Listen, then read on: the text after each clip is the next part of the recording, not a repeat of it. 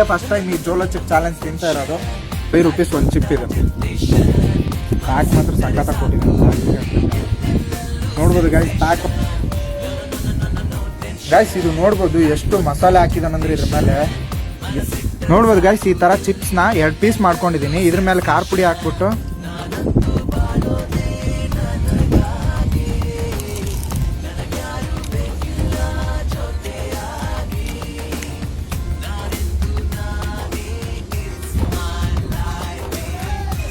ನೋಡೋಣ ಗೈಸ್ ಇದರಲ್ಲಿ ಏನೇನು ಪ್ರಾಬ್ಲಮ್ ಬರುತ್ತೆ ಅಂತ ಹೇಳ್ಬಿಟ್ಟು.